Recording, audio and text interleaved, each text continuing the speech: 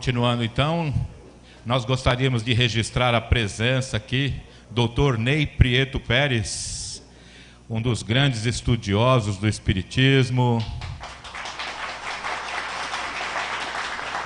Belos trabalhos realizados a serviço da doutrina. Dr. Ney, tenho a honra de ser meu amigo. Vamos chamar então o painelista agora desta manhã. Ele é doutorando em Ciência da Computação pela Universidade Federal do Espírito Santo, vice-presidente da Comunidade Espírita Esperança, coordenador do Núcleo de Pesquisa da Federação Espírita do Espírito Santo e cofundador do Espiritismo.net, meu querido amigo Rafael Carneiro. Bem-vindo, Rafael.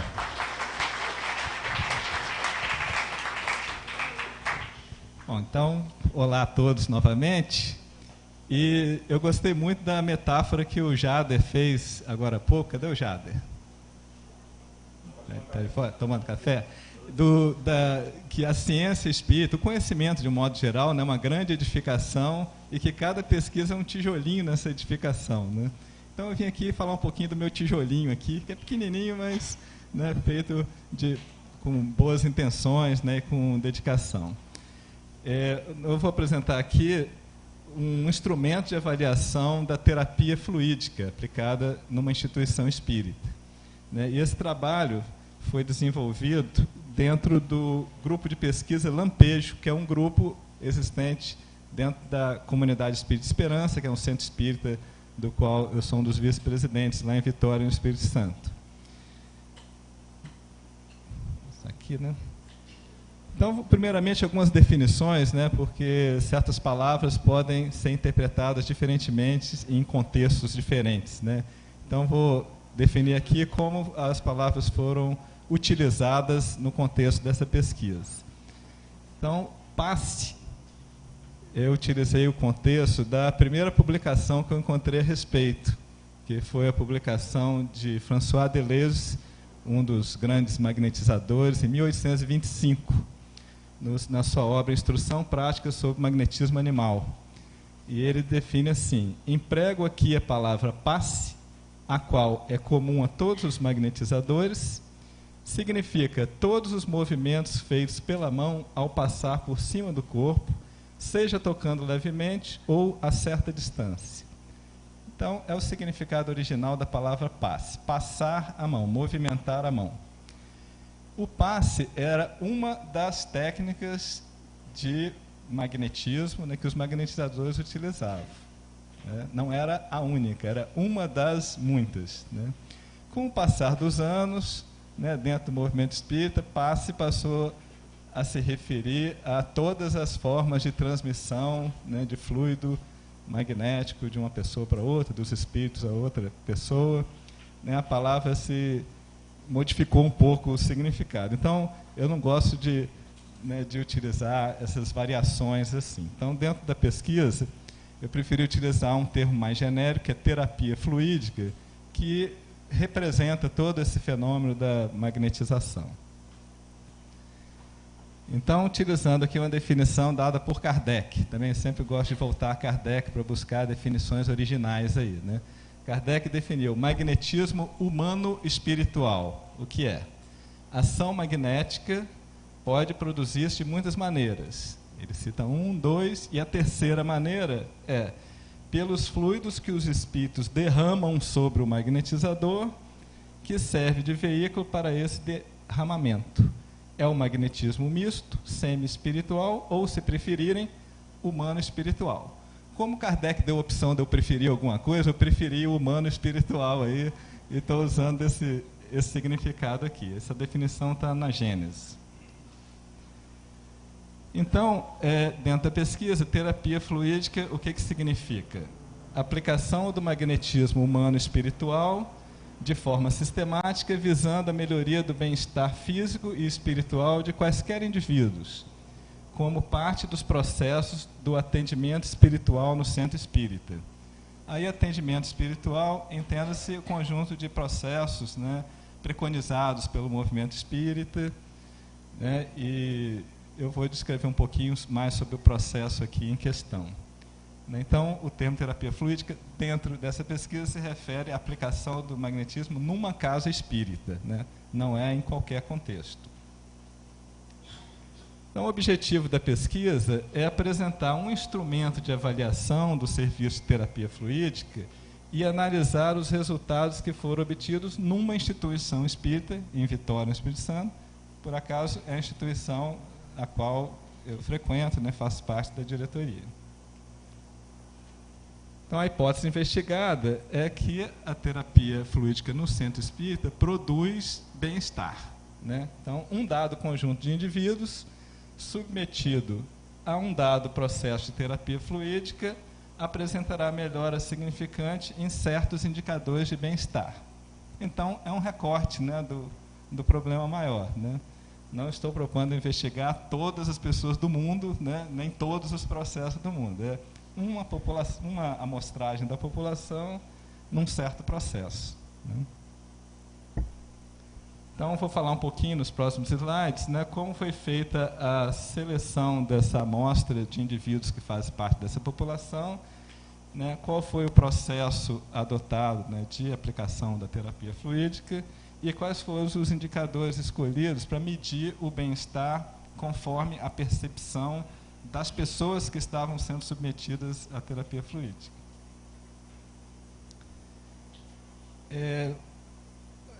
Pesquisando, né, sobre outros trabalhos, né, de natureza científica que focam assuntos correlatos, a gente encontra muitas referências, principalmente no exterior, né?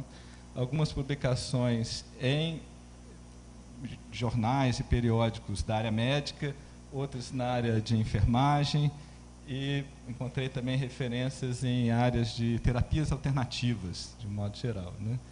Então, citei assim, só 4 exemplos, mas a quantidade de pesquisas é bem maior do que isso, né? Acredito que o Jader e o Gilmar vão explorar mais esse assunto na parte da tarde. Então, alguns termos, né, usados para se referir a esse tipo de terapia de transmissão de bioenergias, né, de uma pessoa a outra, é toque terapêutico. Então, esse exemplo aqui dessa pesquisa investigou o efeito do toque terapêutico na diminuição de dor de cabeça tensional, tá? Numa revista de enfermagem. Essa outra aqui, com o tópico Spiritual Healing, né, curas espirituais, investigou a validação científica de vários casos de utilização de Spiritual Healing. 100 e tantos casos, né, submetidos a um método de análise lá.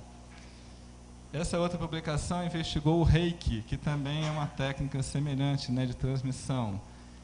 E, especificamente, o indicador que eles pesquisaram foi diminuição de dor e ansiedade em pacientes internados numa unidade de oncologia. E esse outro aqui, um pesquisador muito conhecido aqui no movimento espírita brasileiro, né, Giancarlo Lucchetti, pesquisou o efeito do passe espírita em crescimento de culturas de bactérias, né? Não foi em seres humanos, mas em outro tipo de ser vivo. Curioso aqui que a pesquisa foi publicada em inglês, né? E ele não ficou confortável de traduzir a palavra passe, né? Escreveu passe em português, entre aspas. Só que eu mencionei aqui a primeira vez que o passe apareceu numa publicação que eu encontrei, né, do Deleuze. Eu encontrei também a tradução dessa publicação em inglês, em 1843, se não me engano. E na tradução em inglês está escrito PASS, né? P-A-S-S, na palavra em inglês. Então ele poderia ter usado, porque já tinha sido utilizado anteriormente, né? Bom, mas o que essas pesquisas têm em comum? Todas elas tiveram como resultados fortes indícios de promoção de melhorias de bem-estar nos indivíduos investigados. Todas elas possuem um recorte de uma determinada população, né? Pacientes internados numa determinada clínica, né? Pacientes com dor de cabeça, e todas elas estão dentro de um contexto, né? Utilizando um determinado processo, o processo do Reiki, o processo do toque terapêutico, e assim por diante. Então, cada um descreveu como é que é o seu tijolinho, né? Então, no meu caso aqui, a descrição, né, da pesquisa, que usa como metodologia, né, uma pesquisa empírica, um estudo descritivo utilizando um instrumento de comparação das impressões de um mesmo indivíduo antes e depois de submetido à terapia fluídica, e análise de dados por meio de estatística descritiva e teste de diferença de médias e amostras pareadas, ela também possui um contexto, né? Então, qual é o contexto dela, né? O contexto ele é determinado, né, pela seleção da amostra e pelo processo de terapia fluídica utilizado. Então, a amostra de indivíduos investigados foram pessoas que frequentam a comunidade Espírita Esperança, sendo espírita ou não. Vocês vão ver na estatística que quase metade das pessoas é não espírita, mas participa dos trabalhos normais da casa, de atendimento espiritual, né? Passaram pelo atendimento espiritual da casa e, dentre, né, as muitas pessoas que passaram, elas apresentavam algumas características e, por isso, foram indicadas para a terapia fluídica. Né? Apresentavam ou problemas físicos de origem não identificada, ou problemas físicos que persistem mesmo após tratamento médico, ou sinais de ansiedade e depressão. Então, pessoas que têm, né, algumas dessas características são, pela triagem natural da casa, encaminhados para o serviço de terapia fluídica. Entendendo um pouquinho como funciona o atendimento espiritual nesta instituição espírita, né, todas as pessoas passam por uma recepção e imediatamente são encaminhadas por um ciclo de palestras com o objetivo de atendimento espiritual, ou seja, o tema das palestras é voltado a quem está passando por um atendimento espiritual. Não são palestras normais para um público geral que frequenta palestras doutrinárias, né? E esse ciclo é de 6 semanas. Isso foi uma prática que a casa adotou, porque ela entendeu que, ao longo dos anos, né, já há 20 anos que ela segue essa prática, de que o atendimento espiritual não deve ser dado numa dose única, né? A pessoa vai, recebe atendimento, vai, acabou. Ela deve procurar criar um hábito na pessoa. Ela deve estabelecer um pacto na pessoa de, olha, você quer melhorar seu bem-estar espiritual, então participe de um conjunto de atividades que tem uma duração, que tem uma sequência, que estimula a criação da... E as pessoas, tacitamente, né, assumem esse pacto de participar desse ciclo de 6 semanas. É a duração pré-estabelecida para lá. Então, enquanto a pessoa está assistindo essas 6 semanas de palestras, 6 encontros semanais, tá? Ela é chamada em determinado ponto para participar de uma entrevista individual em que é feito o primeiro diálogo fraterno com ela. A partir da impressão dessa entrevista inicial, ela pode ser encaminhada para a terapia fluídica, por critério do entrevistador, ao observar aquelas características que eu mencionei. Se o entrevistador ainda quiser uma segunda opinião, essa segunda opinião é dada por um grupo mediúnico, que aplica uma técnica que lá é chamada de psicoscopia, mas, na verdade, é uma técnica totalmente baseada na técnica de varredura medianímica criada pelo nosso homenageado aqui do encontro, Martírio Pariano Júnior, na década de 90. Então, essa técnica, desde a década de 90, é utilizada também na Comunidade Esperança com muito resultado, que é dar um complemento à primeira impressão de diagnóstico que o entrevistador teve. Então, são identificados aspectos espirituais, né, aspectos de mal-estar que a pessoa sente, e, por consequência dessa avaliação, ela também pode ser encaminhada para o grupo de terapia fluídica. Outra possibilidade de encaminhamento é, ao final do ciclo de 6 palestras, ela pode ser encaminhada também para a terapia fluídica ou para os chamados grupos de harmonização, onde a técnica utilizada são pequenos grupos de discussão, de estudo em cima de temáticas doutrinárias que levem ao reequilíbrio, né, espiritual da pessoa. Então, todos esses trabalhos, né, o ciclo de palestra, o ciclo de reuniões do grupo de harmonização, o ciclo de atendimento da terapia fluídica, todos são em 6 semanas, mantendo um sincronismo. Então, diferentemente de muitos lugares, não é uma aplicação única. e nem é uma aplicação de duração variada. É uma aplicação pré-combinada de 6 encontros semanais.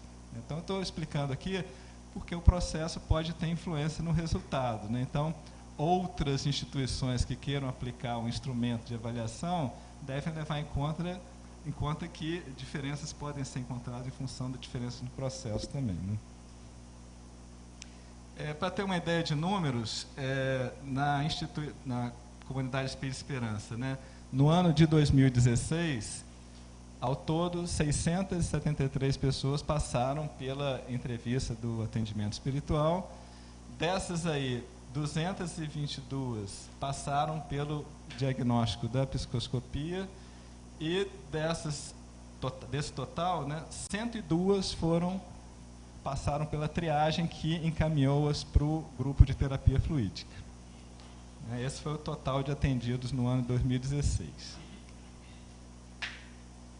Então, a seleção da amostra, como foi feita? Na casa existem 3 grupos de terapia fluídica. Foi escolhido um deles como o local de avaliação dos indivíduos. Em princípio, não existe distinção entre as pessoas que são encaminhadas para o grupo 1, para o grupo 2, para o grupo 3. Esse grupo, internamente, se chama Grupo Fonte Viva na casa. Foi feito um recorte no tempo, né? Foram utilizados 3 ciclos de 6 semanas de atendimento, né? No total de 4 meses e meio, né? De dezembro de 2016 a abril de 2017. E o total de pessoas que foram atendidas pelo Grupo Fonte Viva nesse espaço aqui temporal foram 50 pessoas. Então, todas elas, em princípio, fariam parte da amostra selecionada. O processo dentro do grupo de Fonte Viva, né, dentro daquelas 6 semanas de atendimento, ele segue a seguinte metodologia, o seguinte procedimento. Existem 2 salas que recebem os atendidos, né? Uma sala de preparação e uma sala em que ocorre propriamente a terapia fluídica. Nessa sala de preparação, os trabalhadores que atendem têm um breve diálogo com os atendidos, né, perguntando, né, como foi a semana, como se sentiu, enfim, fazem um acolhimento caloroso, né? E eles ficam assistindo um vídeo de harmonização, onde, né, são dados mensagens edificantes para ele entrar num clima, né, de equilíbrio. Isso dura em torno de 15 minutos. Paralelamente, a equipe que vai aplicar a terapia fluídica está também fazendo a sua harmonização na outra sala. Quando termina essa preparação, os atendidos se encaminham para lá e lá são feitos, né, algumas atividades, algumas ações aí, né? É feito prece, é feito um relaxamento induzido por sugestão verbal do coordenador, são feitos passes e imposição de mãos, é feita magnetização da água pelos próprios aplicadores do passe, né? E é feita uma sugestão verbal final, né, visando a melhoria do indivíduo. No total, gira em torno de 30 minutos, né, essa duração aí dessa atividade. O encerramento, as pessoas saem dessa sala, né, retornam aqui à equipe de preparação e é feito um novo diálogo breve para que ela relate como ela se sentiu antes e depois daquele dia de tratamento, né? E são dadas algumas orientações de práticas diárias saudáveis, como prece, evangelho no lar, leitura edificante, nessas coisas, né? Então, esse é o processo. Então, o que a pesquisa utilizou? Ela aproveitou o processo existente na casa, então não foi feita nenhuma modificação no que a casa já fazia normalmente com seus atendidos. A única coisa que foi introduzida foi um instrumento de coleta de dados. Em que momentos? Antes do primeiro dia de atendimento no grupo de terapia fluídica. No primeiro encontro das 6 semanas, antes de começar qualquer coisa, é aplicado um instrumento de coleta de dados. E depois, na 6ª semana, depois que é feito o atendimento daquele dia, na 6ª semana, quando a pessoa sai da sala de terapia fluídica, é feita a coleta de dados também para medir como ela está se sentindo. Então, eu vou passar aqui em alguns slides Mas em termos de formulário, tá, ele ocupa 2 páginas, é uma folha frente e verso. E eu acho importante destacar aqui que esse instrumento aqui ele foi inspirado numa proposta da AME Brasil de 2013. É uma proposta que ainda está em discussão, né, ela não ainda iniciou a sua fase de aplicação de pesquisa efetiva, né. A proposta da AME é bem mais ampla, né, bem mais grandiosa, ela pretende atingir, né, todo o território nacional, ela coleta um número de informações bem maiores, né, então dá 8 páginas o questionário dela. Então, nós, né, entendemos que poderíamos aplicar uma pesquisa semelhante para um universo mais reduzido e obtendo também um conjunto de informações mais reduzidas e mais direcionadas ao que nós gostaríamos de medir, né. Então, o formulário começa, né, com alguns dados básicos de identificação, e a primeira pergunta que é feita é, em geral, você diria que a sua saúde está? Aí, saúde entendida num conceito amplo, né? E a pessoa responde numa escala de 1 a 5 aqui, 1 é excelente e 5 é muito ruim. Em seguida, ela responde um conjunto de questões aqui, que é baseado no inventário de ansiedade de Beck, que é um instrumento que já utilizado há muitos anos, né, cientificamente, já foi aplicado inclusive no Brasil. Então, é um instrumento que se mostra com alguma eficácia para medir sintomas de ansiedade. São 21 perguntas, né, do tipo, você sentiu dormência, sentiu calores, sentiu perna bamba, sentiu tremores, se sentiu nervoso, se sentiu inquieto, enfim, né, um conjunto de características que demonstram que a pessoa está com ansiedade. E para cada uma, ela dá uma escala aqui de 1 a 4, que é não incomodou nada, né, não está me incomodando nada, ou está muito forte, né, quase não consigo aguentar esses sintomas, né, de tão intensos. Em seguida, alguns indicadores que estão relacionados à qualidade de vida, né? Como está a qualidade do seu sono? Então, vai de exagerado, bom, moderado, ruim, até com terror, com pesadelos, né, que é muito ruim. Depois, o impacto dos problemas de saúde, seja físico ou emocional, nas atividades da pessoa. Primeiramente, nas atividades sociais, né, família, amigos, grupos, e depois nas atividades de trabalho. Então, a escala vai de 1 a 5, não interferiu de forma nenhuma, até interferiu extremamente, né? A saúde dela prejudicou, né, as atividades dela. Em seguida, um conjunto de questões também que são ligadas à qualidade de vida, né? Questões do tipo, você tem se sentido com muito vigor, com muita vontade? Você tem se sentido muito nervoso, desanimado, nada consegue animá-lo? Calmo, tranquilo, com muita energia, desanimado, esgotado, feliz, cansado? Então, para cada uma delas, ela responde uma escala de 1 a 6, que é todo o tempo, passando para uma boa parte do tempo, alguma parte do tempo, até nunca.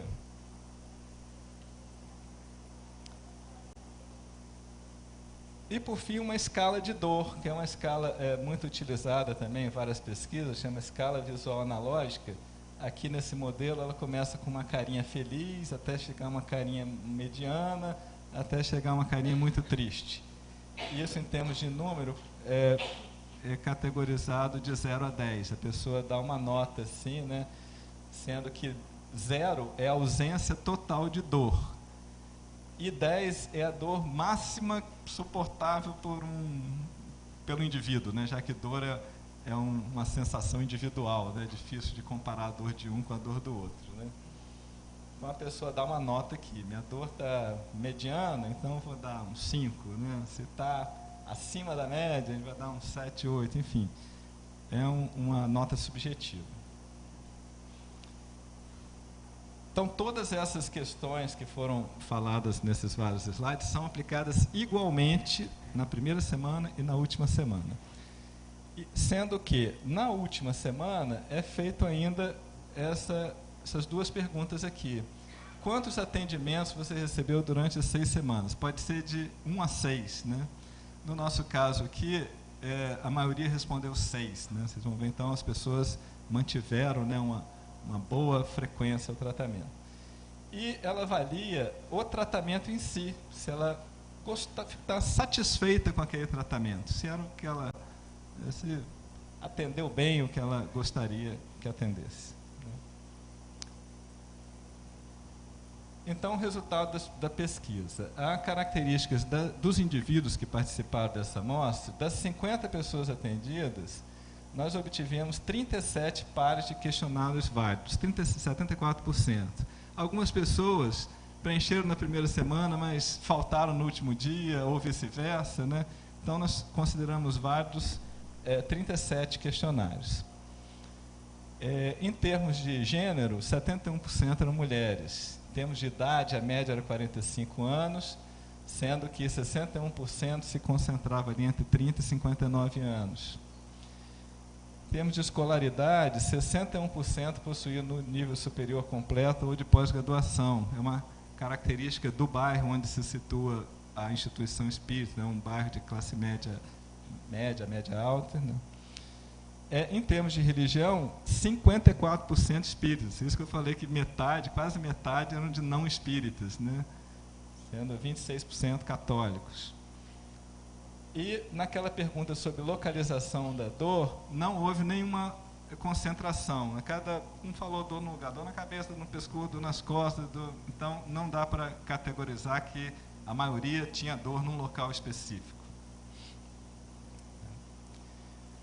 Então, como eu comentei, né, a maioria das pessoas frequentou 5 ou 6 semanas, né, sendo que a resposta mínima para a frequência foi de 4 semanas dentro do ciclo de 6 semanas. Então, as pessoas mantiveram uma boa disposição de perseverar no tratamento.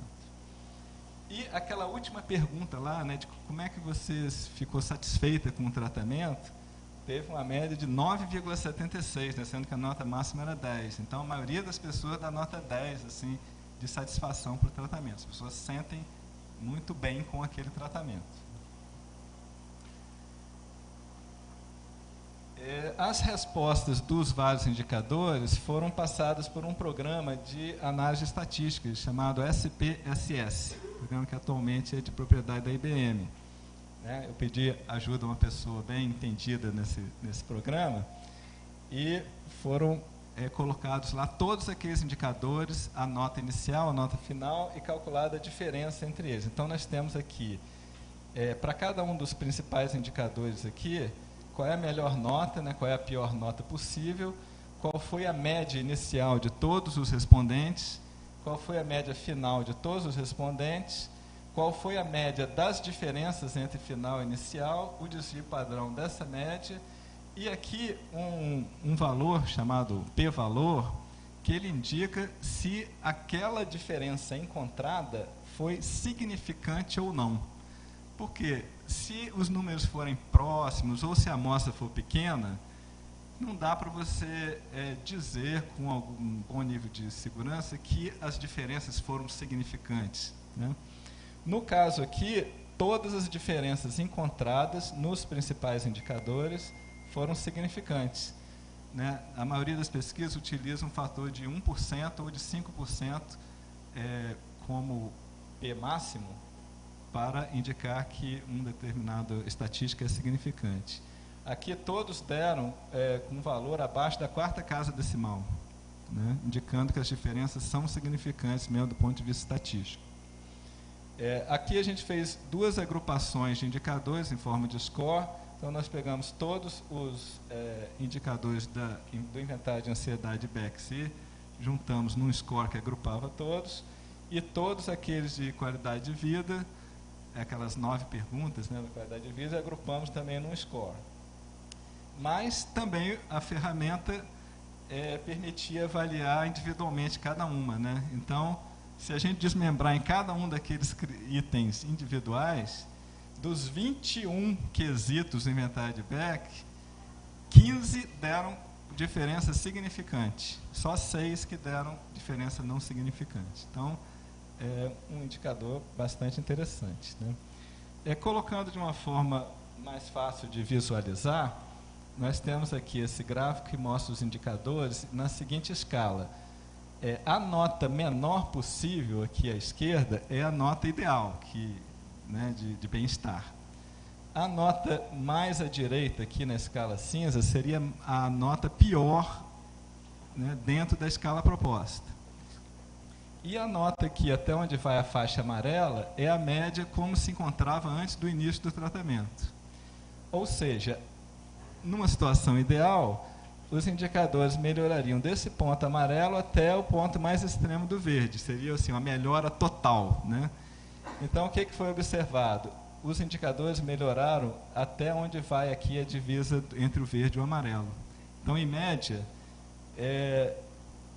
da faixa metade possível onde poderia melhorar, né, eles reduziram cerca de metade do que se pretendia. Ou, em termos percentuais, né, esse aqui reduziu 44% do que poderia, 54%, 53%, 60%.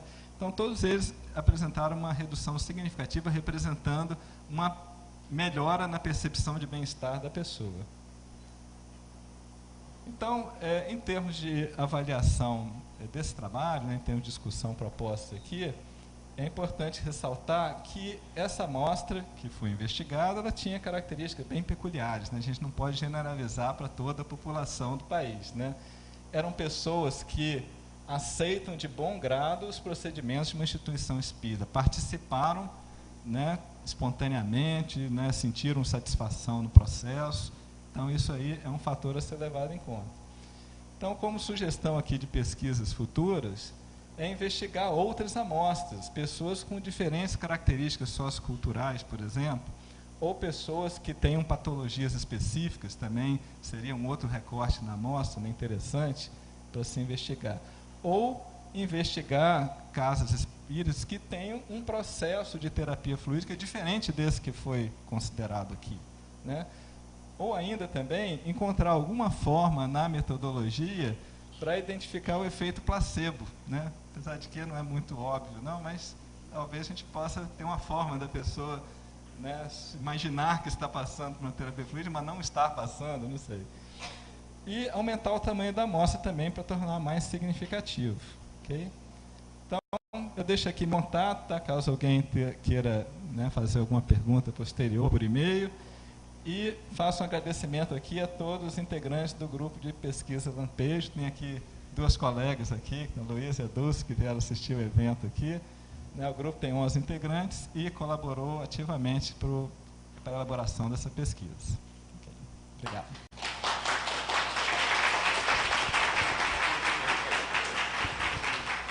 Cinco minutos agora para as perguntas. Levanta a mão lá. 1, calma. 2, 3, 4. Cada um tem 10 segundos para perguntar. São 5 minutos. Aguenta aí que eu levo o microfone.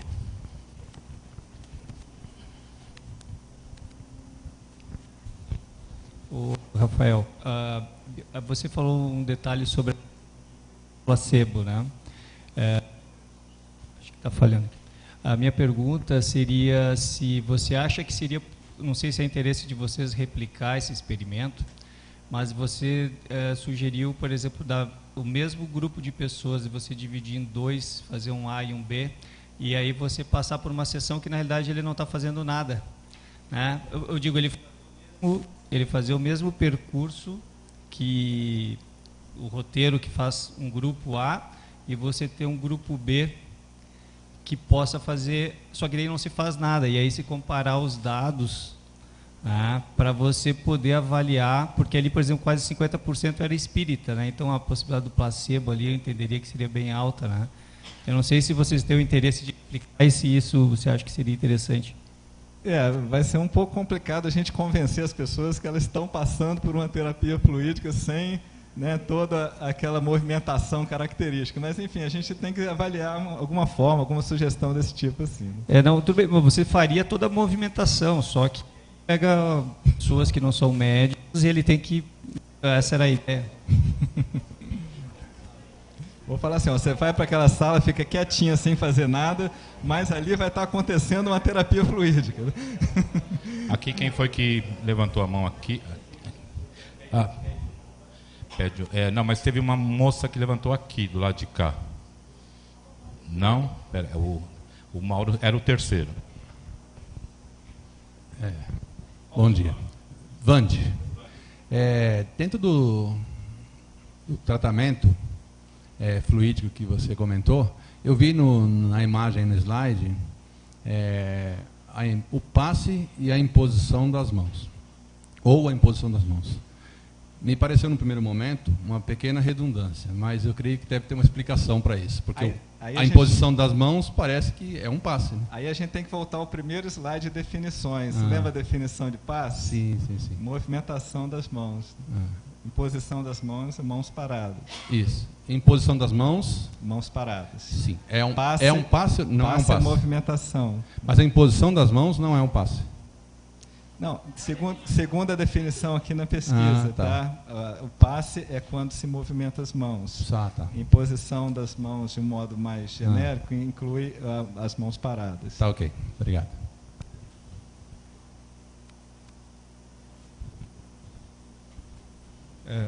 Rodrigo, primeiramente parabéns pela pesquisa, foi muito bem executado. Gostaria de saber se houve desistências nesse processo e se elas aconteceram, se elas foram documentadas, quais foram os motivos. Não sei se vocês fizeram essa pergunta. O controle que a gente fez foi de presenças nos encontros, né? Aí, como apareceu na estatística ali, a média de presenças foram em torno de 5, sendo que o máximo seria 6. Então, houve algumas desistências, não desistências, mas pessoas que faltaram um encontro e depois iam no seguinte, né? Então, desistência propriamente dita não houve. Houve faltas em alguns encontros semanais. Né?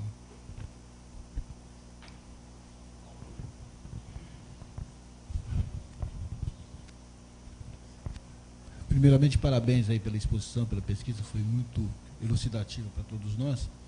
E a minha pergunta, na verdade, uma já responderam, que é a diferença de passe e imposição de mãos. Mas eu tenho uma outra aqui. Psicoscopia, eu não entendi muito bem como é que psicoscopia e se o atendido fica sabendo do resultado ou não. Tá, entendi essa pergunta.